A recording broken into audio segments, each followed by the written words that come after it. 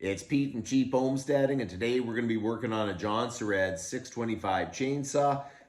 This thing has been a great old saw, but it has given me a little trouble, and part of it is because I probably put a 54 millimeter piston in a saw that was supposed to be 50 cc's, 60 cc's anyways. But it did run great for a long time, and then all of a sudden it started having issues, and I changed the crank bearings and seals, and I noticed that the rod bearing was bad. I put a new crank in it, and that's where the problem started. So I got a Chinese crank, and these saws are becoming hard to get parts for. So I think they thought they matched up the crank right, but the timing is way off. So if you pull the cord, a lot of the times it just pulls the cord right out of your hands. So it is really advanced. When the piston's coming up, it's igniting and then shoving it the other way, which is no good at all. I've had this chainsaw part so many times. As a project, I am kind of frustrated. I almost feel like I want to throw this thing because I don't feel like pulling it apart one more time. So I had a great idea yesterday. I said, why don't I try to change the timing on the chainsaw? Because the crank's really not available too much. You'd have to buy a used one, and then that could be in the same problem. So I thought, why not? Let's try to change the timing on a 625 big bore saw. I'm hoping that this is going to work. It's either going to work or it's not, and maybe someday down the road I'll put a new crank in if it doesn't. But if it does, this is going to hopefully turn out pretty good. So that's what we're going to do today. We're going to be changing the timing on a 625 big bore saw. So there you go. That's what we're working on. It's a Jonsered made in Sweden until I put a Chinese crank in it. But the saw is actually in pretty decent shape. If I have to pull this apart one more time, I don't know. I am going to be ready to throw this thing. So we're going to pull the recoil cover off.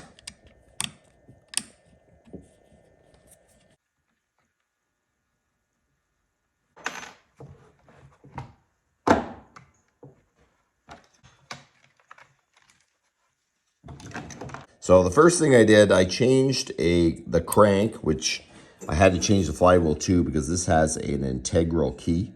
The old style had a Woodruff key built in, so it was a bit different. So I had to change the crank and flywheel. And now looking at it, at top dead center, this is when this one fires, and this is where, the best of my knowledge, the other one would sit. So it is really off. It's a lot off. So let's pull off the flywheel and see if I can even be able to get in there without pulling this thing apart and cutting the keyway. I don't know, it's right down in a hole there, so I might not be able to do it.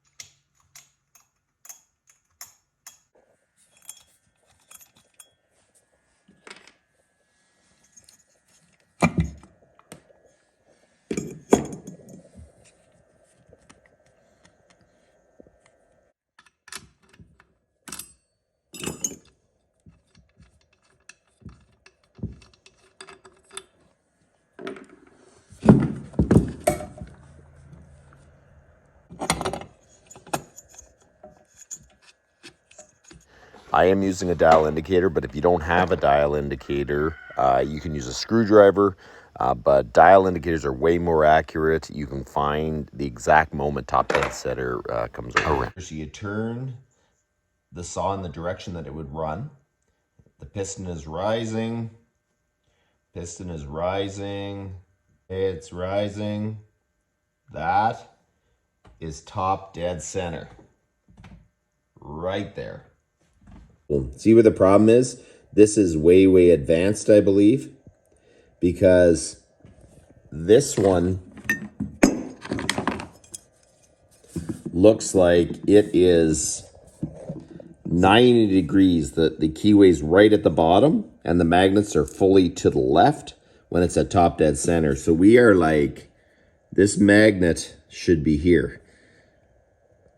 So that is just great. So I try to grind a keyway into the crank that the magnet is going to be lined up with this one. And then we're going to see if it runs. You know, I don't know if I would recommend people doing this, but this saw is on my last nerve. So I just don't really feel like pulling it apart much more. So you know what? We're just going to try and see if we can change the timing on this. With this crank and flywheel combination, they really did mess it up. Normally I have pretty good options with like Chinese stuff, Chinese parts, but no matter what I looked, and I even ordered another flywheel to make sure that it was correct, and it was still wrong. So it's really, it is actually pretty frustrating that it is exactly the same flywheel. So I thought, you know what? We're going to try this. This will be a learning experience. It'll either learn what not to do or, you know, I don't even know if you should do this. So let's see how this goes. Okay, so I have the flywheel that has the mark for top dead center. And I am going to mark where my keyway is. I'm going to try to do that as accurately as possible. So now I have to be 90 degrees. So that means if I set this in here,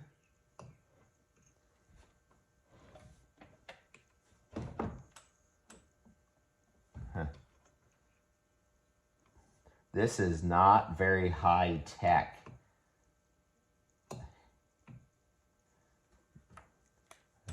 Well, as I say, I'm either going to be putting eventually a bunch of money into this thing, like a new crank and all that, or this will work. Okay, so I marked the end of the crank where the keyway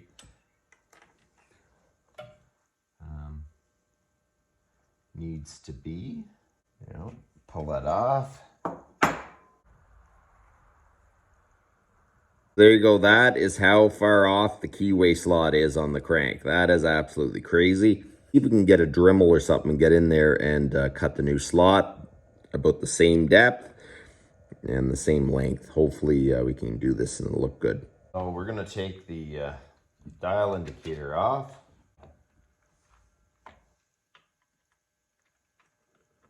That's almost the perfect angle.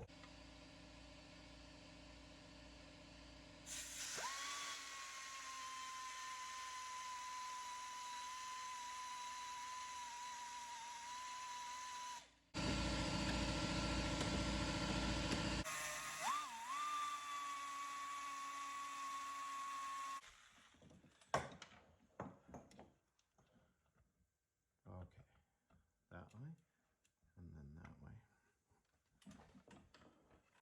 way. Okay, so it didn't come out as pretty as I wanted, but I think it is in the right location.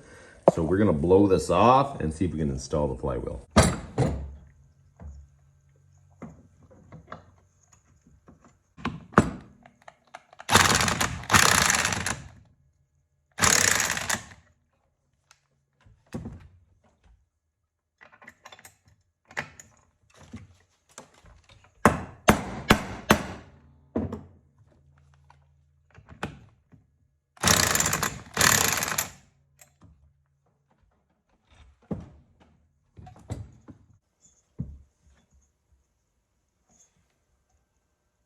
Okay, so I'm looking at this and it looks exactly in the same location as the old flywheel and crank is.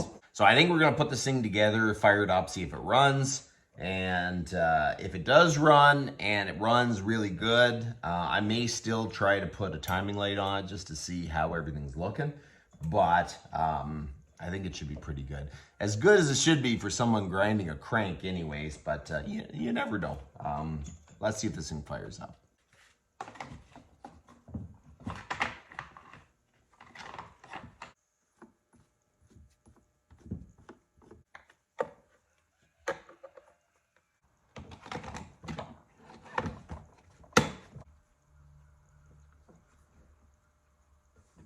Okay, so I'm gonna try to start this in my garage because it's really early, and I do have a couple neighbors that I'm thinking, you know, it'd be nice if it was a little muffled. So I'm just gonna see if it'll fire up, then we'll really adjust it later today. But let's see what happens.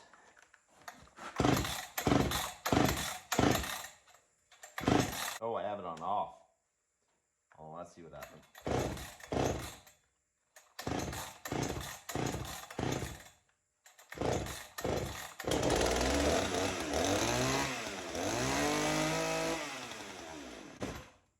Huh. That's a good sign.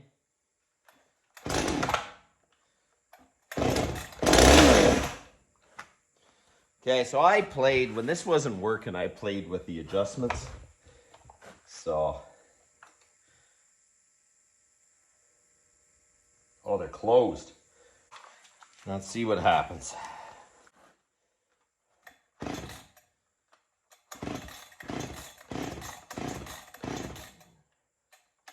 Oh.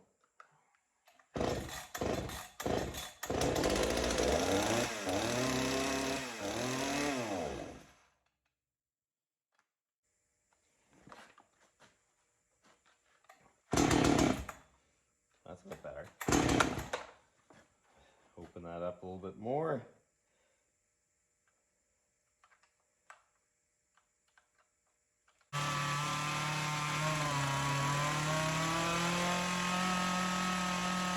That is far better than I've had it run before. The timing was definitely off on the Chinese crank. They must have matched up the stroke and everything, but it's off a different saw. We're going to do our final adjustment now, and it should, hopefully, with everything goes good, it'll run good.